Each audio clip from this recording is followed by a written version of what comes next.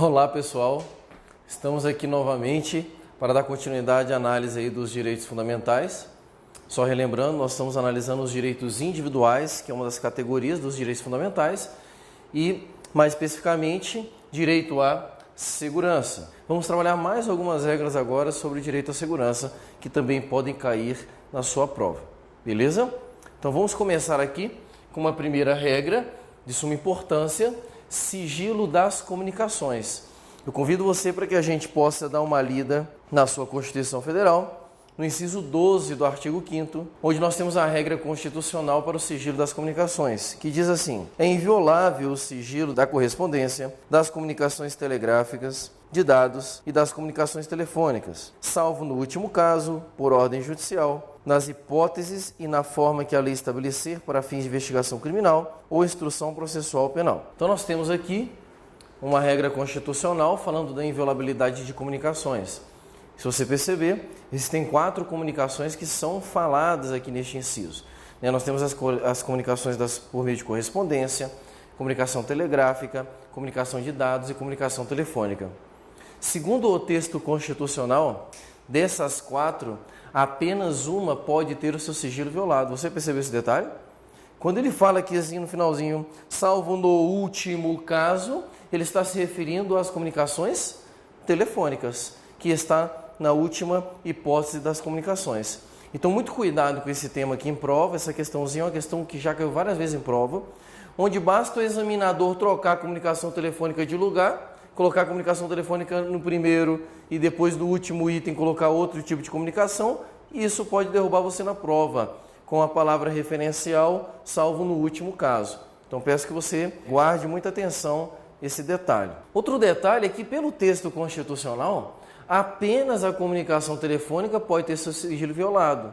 E não é qualquer pessoa que pode decretar o sigilo a quebra do sigilo das comunicações telefônicas, apenas o juiz. Então isso aqui, nós temos um ato que se reserva à jurisdição. Muito cuidado com isso em prova, porque já caiu várias vezes em prova, como se quem pudesse quebrar o sigilo das comunicações telefônicas pudesse ser o juiz ou, por exemplo, o Ministério Público, ou juiz ou uma determinação de caráter administrativo. Cuidado com isso. Só ordem judicial pode decretar a quebra do sigilo das comunicações telefônicas. Com um detalhe, essa quebra de sigilo ela tem que ocorrer em razão de uma investigação criminal ou para instruir processo penal. Caiu uma questão em prova em que trabalhava assim: é possível que o juiz decrete a quebra do sigilo das comunicações telefônicas para instruir um processo administrativo. Olha o detalhezinho que pode derrubar você em prova. Não pode. Só para instruir ou investigação criminal ou instrução processual penal. Tranquilo? Essa é uma primeira visão panorâmica do texto constitucional.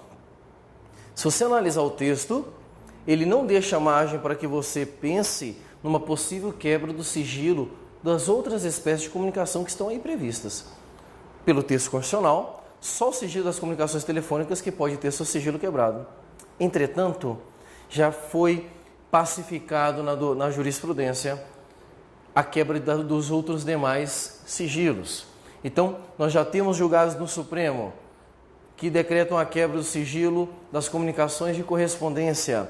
E a título de exemplo, inclusive o exemplo utilizado pelo Supremo, que foi o caso concreto, correspondência utilizada de acesso às penitenciárias, comunicação dos presos com seus familiares. Como havia essa inviolabilidade que eu protegia, então, antes do STF decidir sobre a possibilidade de quebra desse sigilo, os presos utilizavam cartas para fazer comunicações e práticas de atividades criminosas. Então, o STF falou: opa, não é possível você se utilizar e se esconder atrás de um direito fundamental para a prática de crimes. Então, esta inviolabilidade também é relativa.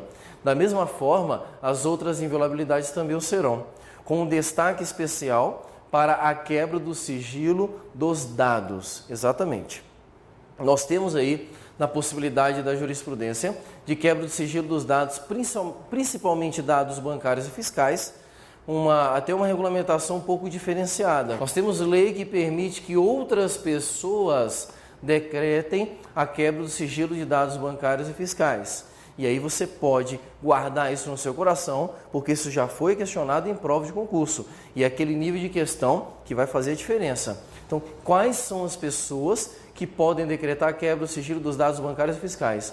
Nós temos aí, primeiramente, o juiz é óbvio, porque o juiz, costumamos dizer que o juiz é um verdadeiro quebra-barraco, ele quebra o sigilo de qualquer coisa, ele pode, porque ele tem esse poder jurisdicional. Além do juiz, existe também o entendimento pacífico na jurisprudência do Supremo de que a CPI, Comissão Parlamentar de Inquérito, também pode decretar a quebra do sigilo dos dados bancários ou fiscais. CPI é a comissão comissão temporária que existe no âmbito das casas legislativas da União. A CPI ela é utilizada para investigar algumas ações. Você já deve ter ouvido falar de alguma CPI, pelo menos constantemente nós vemos isso aí na televisão. Pois bem, a CPI, segundo a Constituição, ela possui algumas atribuições jurisdicionais. E aí, dentre elas, nós teríamos aqui, como exemplo, a possibilidade de decretação da quebra do sigilo dos dados bancários e fiscais. Ok? Um questionamento que já foi feito no Supremo e que já caiu em prova. Ministério Público pode decretar a quebra do sigilo dos dados bancários ou fiscais? Pode ou não pode? Não pode. Muito cuidado com isso, porque é possível que você caia numa questão dessa em prova. Segundo o STF, o Ministério Público não pode decretar. Se ele quiser a quebra do sigilo dos dados bancários e fiscais, ele vai ter que requisitar isso aí para alguém. E para quem que ele requisita? Segundo o Supremo, ou ele requisita para o juiz, ou ele requisita para a CPI, porque estes dois podem decretar a quebra do sigilo. Ok? Muita atenção nisso aí. E por último, dentro do rol dos legitimados, nós teríamos aí as autoridades fazendárias. Autoridades fazendárias são todas aquelas autoridades que têm contato direto com essa parte financeira da administração pública, do poder público. Então, nós poderíamos citar aí a Receita Federal, Banco Central. Detalhe, estas entidades, elas têm legitimidade para solicitar a quebra do sigilo dos dados, mas não para decretar. E aí eu chamo a sua atenção, porque em novembro de 2010, bem no finalzinho, o Supremo concedeu uma liminar em que permitia que a Receita Federal quebrasse o sigilo e tivesse acesso direto aos dados, sem autorização judicial. E aí muitas pessoas começaram, meu Deus, agora pode. Muito cuidado, porque essa liminar caiu em dezembro, meados de dezembro de 2010, essa liminar caiu e o Supremo voltou ao seu posicionamento original de que Receita Federal, se quiser ter acesso aos dados bancários, é necessário autorização judicial. Muito cuidado com essa questão. A autoridade fazendária, se quiser ter acesso a dados bancários fiscais, tem que requerer isso durante os seus processos administrativos, tem que requerer isso à autoridade judiciária. Beleza? Então nós temos essa questão, que eu acho uma das questões assim, mais complexas que pode vir a cair na sua prova no que tange aos direitos à segurança. Tranquilo? Ficou claro isso aí? Vamos avançando então? Nós vamos agora ver mais um instituto que também produz segurança jurídica. É uma regra já de caráter penal, nós vamos ver algumas regras agora que estão vinculadas ou à atividade penal ou à própria Instituto da Prisão. Nós vamos ver várias regras a partir de agora.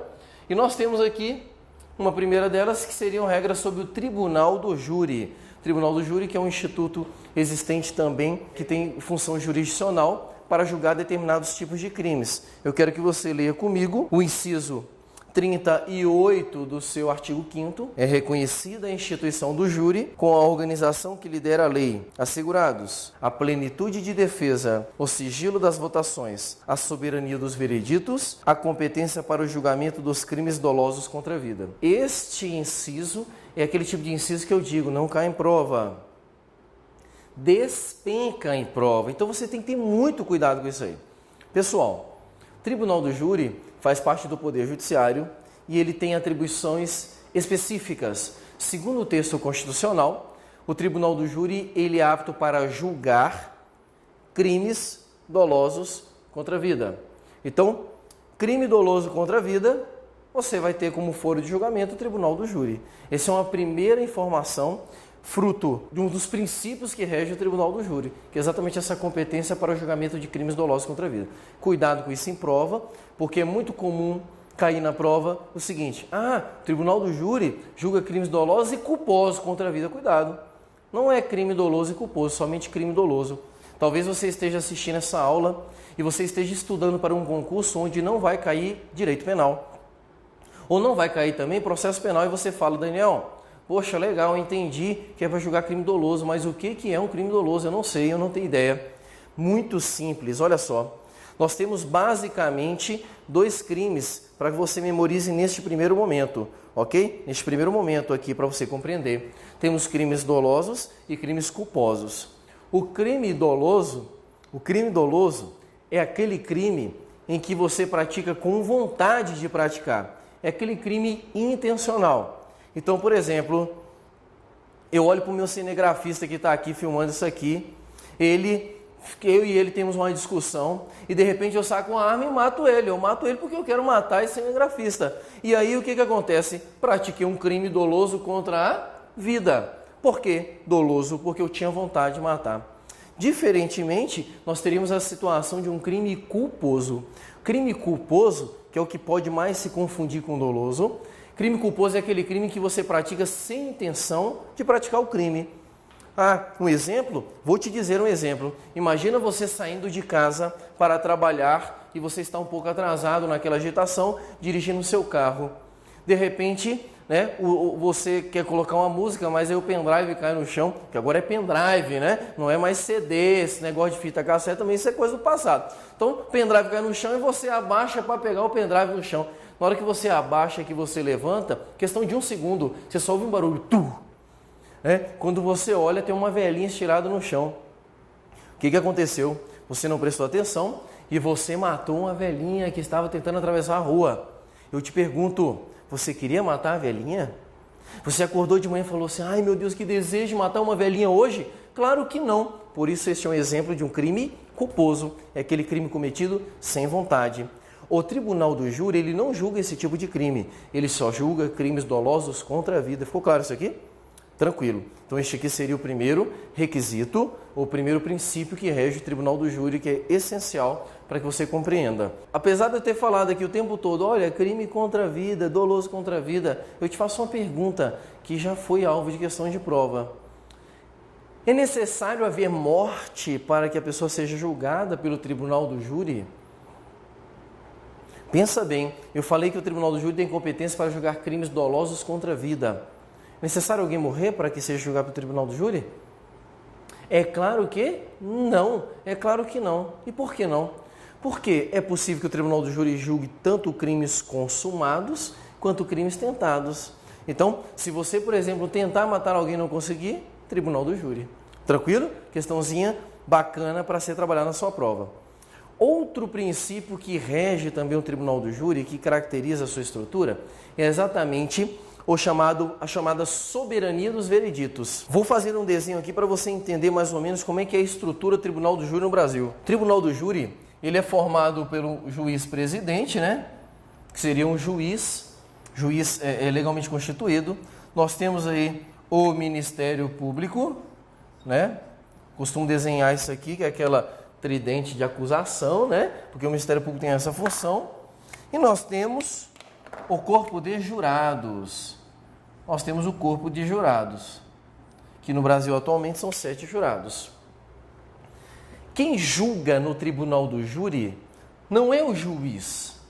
Quem julga no tribunal do júri são os jurados.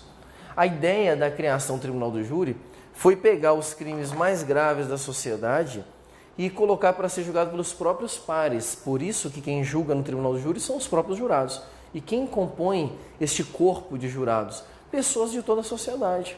Pessoas que têm seus direitos políticos ativos e que possam participar desse tipo de julgamento. Então, por exemplo, você pode ter aqui no julgamento aqui um estudante, você pode ter aqui como jurado um médico, você pode ter como jurado um advogado, qualquer pessoa da sociedade, independente da sua condição. Tranquilo? Um dos princípios que regem essa estrutura aqui de julgamento é a chamada soberania dos vereditos. O que significa isso? Significa que o que os jurados decidirem é o que vai ser aplicado. Se o juiz olhar e falar assim, não concordo que vocês não sabem nada de direito, não importa, a soberania é dos vereditos, ou seja, o que eles decidirem está decidido. Se houver discordância, que o réu recorra. E aí não tem problema. Mas o que eles decidirem, o juiz apenas acata e cumpre, porque ele é apenas o presidente dessa sessão e quem julga são os próprios jurados, ok? Outro princípio que rege também esse julgamento aqui é o chamado sigilo das votações.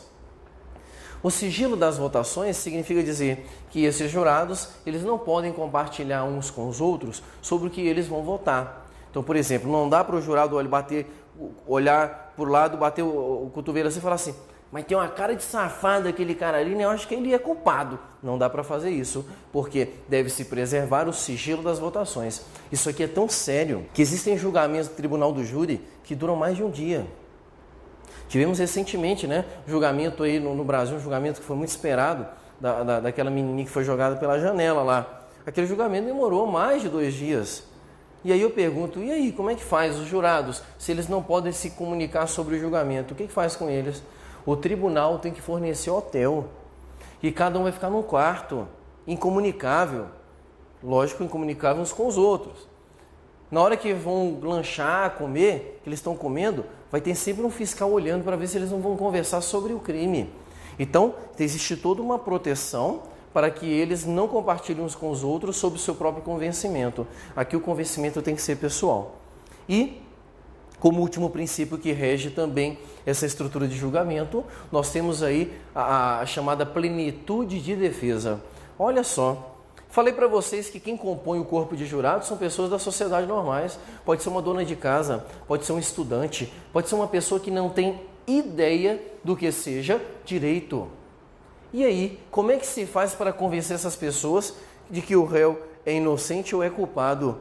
Não seria viável que se utilizasse, por exemplo, apenas uma linguagem jurídica, como é o próprio ou como é comum nos tribunais. Imaginemos onde você tivesse um corpo de jurados que ninguém não tinha ideia de direito e o promotor de justiça que está acusando chegasse e falasse: esta conduta é adequada tipicamente ao tipo penal previsto, tendo em vista que a tipicidade conglobante.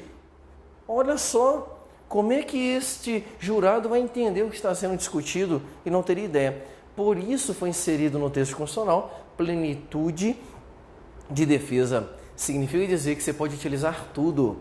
Se um dia você tiver a oportunidade de vá assistir um júri parece um circo, porque o cara pode utilizar vários instrumentos de prova. Você pode levar um bonequinho sangrando, você pode levar uma faca de brincadeira e simular que a pessoa está sendo esfaqueada. Você pode passar um videozinho para fazer todo mundo chorar. Não importa, o que importa aqui é a plenitude de defesa, que é um dos princípios que rege também este tribunal. Beleza? Então, nós temos essas situações que podem cair em prova. Eu chamo a sua atenção para a questão do crime doloso e culposo, que já caiu algumas vezes.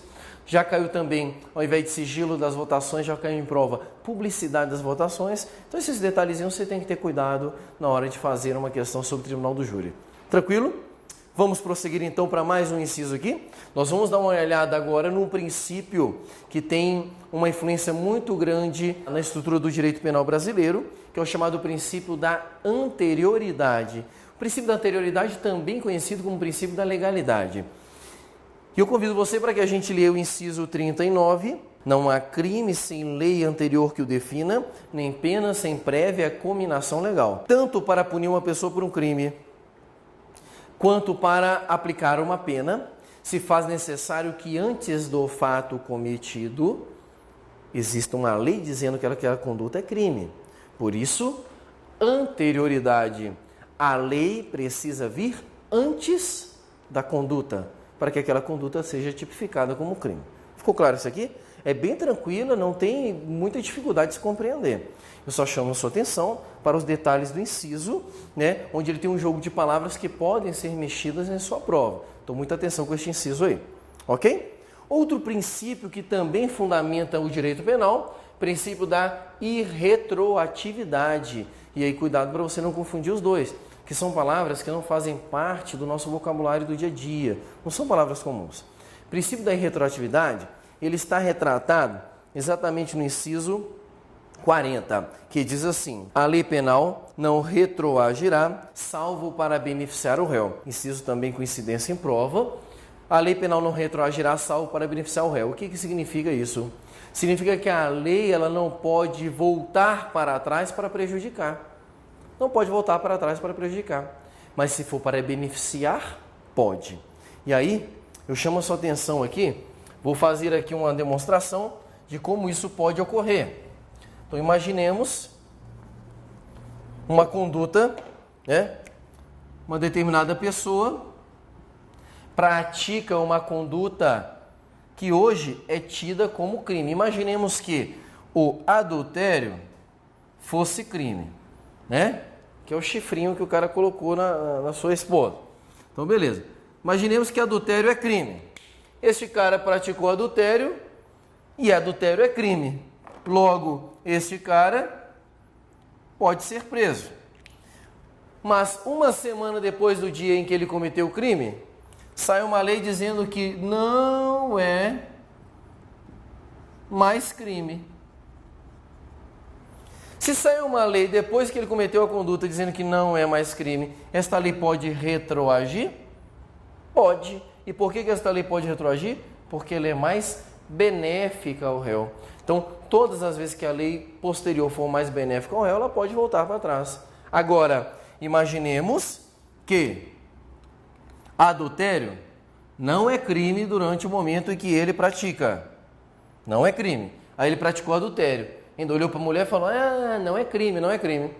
Uma semana depois, sai uma lei dizendo, a partir de hoje, adultério é crime. Eu pergunto, esta lei vai se aplicar à conduta praticada anteriormente? Claro que não, porque a regra é a irretroatividade. A lei penal, ela não pode retroagir.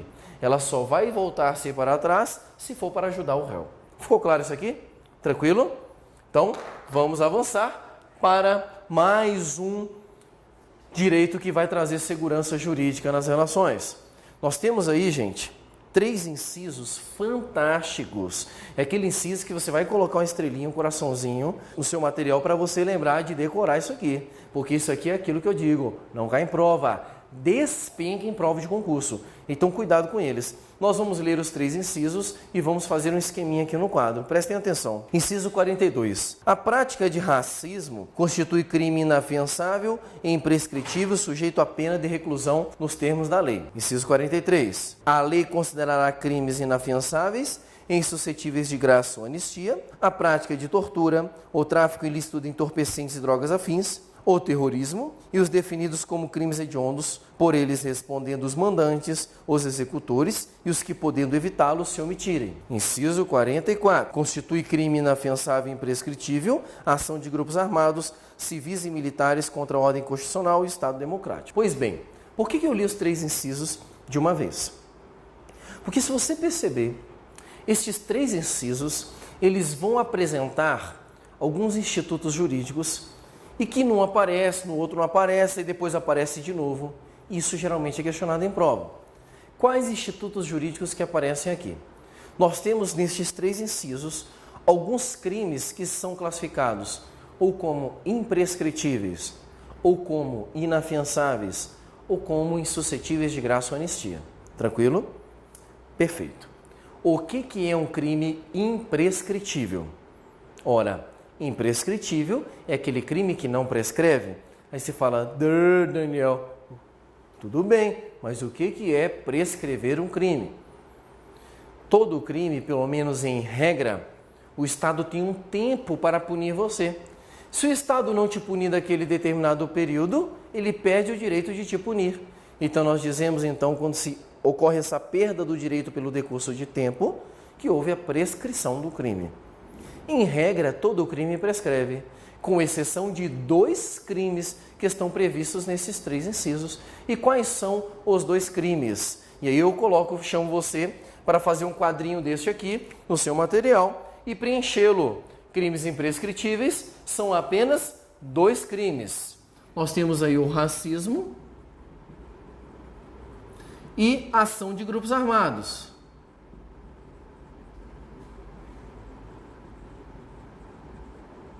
Isso você vai decorar, porque eles vão te perguntar na prova. Então, imprescritíveis são 2 crimes, racismo e ação de grupos armados. E eu coloco o imprescritível primeiro, porque ele é o primeiro que tem que ser memorizado. Porque geralmente você memorizando só os imprescritíveis, você consegue matar a maior parte das questões que já caíram em prova. Tranquilo?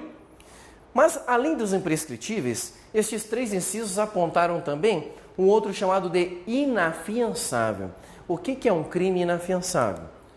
Crime inafiançável é aquele crime que você não pode se livrar, você não pode ficar solto respondendo o processo mediante o pagamento de fiança. O STF tem até uma interpretação um pouco mais ampla, dizendo que seria aquele crime suscetível de liberdade provisória. Mas, enfim, para a tua prova de constitucional, basta você lembrar quais são os crimes inafiançáveis. Quais são os crimes inafiançáveis? Os crimes inafiançáveis são todos os que estão listados nestes 3 incisos. Então, esses 3 incisos, nós teremos aí o próprio racismo, já falado. Nós temos ação de grupos armados. Nós temos ainda aquilo que nós chamamos, como forma de te ajudar a memorizar, aquilo que nós dizemos são os 3 T's. Os 3 T's. Quais são os 3 T's? Tráfico, terrorismo e tortura. Então, tráfico, terrorismo e tortura. E temos ainda os conhecidos crimes hediondos.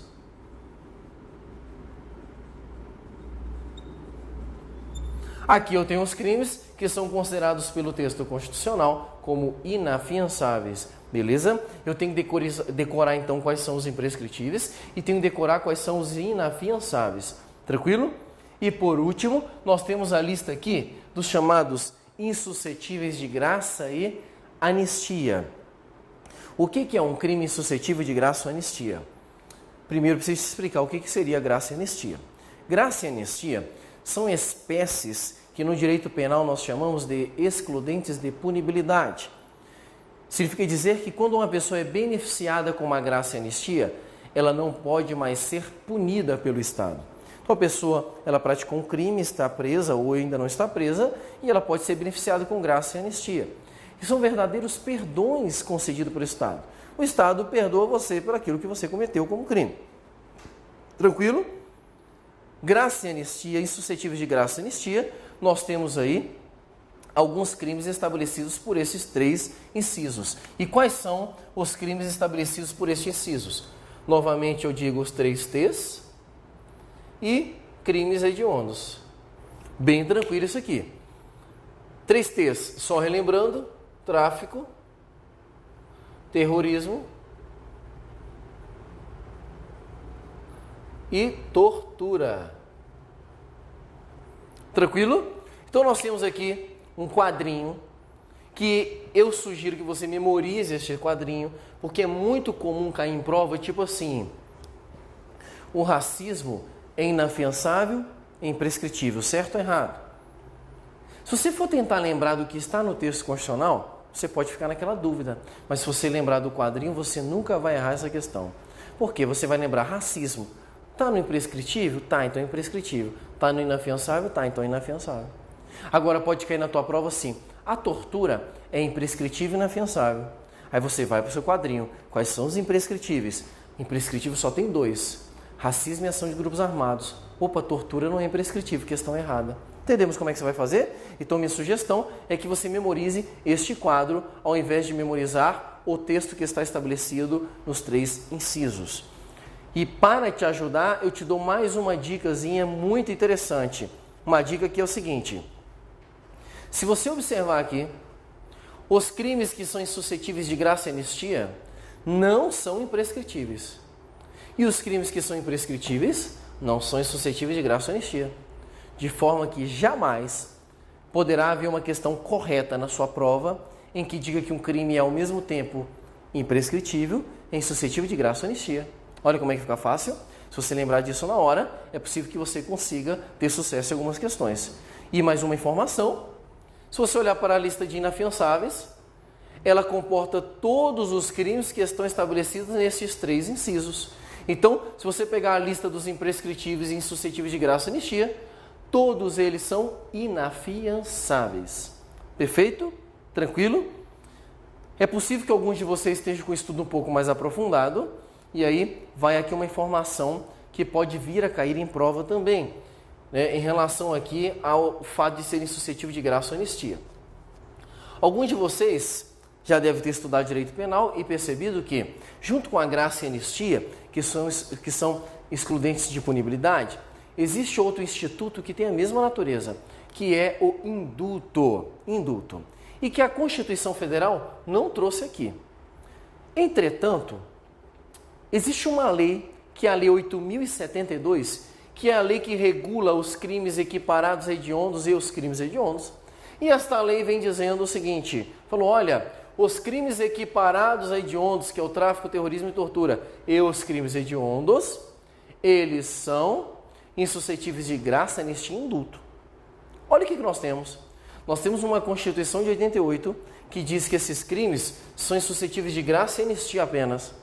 E nós temos uma lei depois da Constituição que diz que eles são insuscetíveis de graça, anistia e indulto. Não tenho dúvida, né, que esta questão foi parar no Supremo Tribunal Federal. E aí, o que o Supremo decidiu? Aplica-se a Constituição ou aplica-se a lei posterior à Constituição? Se você acha que deve aplicar a lei porque a lei vem depois da Constituição, você está completamente enganado, porque jamais uma lei, ainda que posterior à Constituição, poderá modificar o texto constitucional, porque ela não tem o mesmo status hierárquico. Logo, esta não é a melhor saída. Entretanto, o STF chegou na seguinte conclusão. Falou, eu não sei o que vocês estão discutindo. Não existe dúvida, nem problema nenhum. Não tem que se discutir se vai aplicar a Constituição ou a lei de crimes hediondos. O que ocorre é o seguinte, apesar da Constituição não trazer o indulto expressamente previsto, ele é considerado como uma espécie de graça, de forma que o indulto já estava vedado implicitamente no texto constitucional. Olha a interpretação que o Supremo deu e que pode vir a cair na tua prova. Numa questãozinha que pudesse trazer assim, por exemplo, o indulto também está vedado? Sim, segundo a jurisprudência, o indulto também é vedado para estes crimes aqui.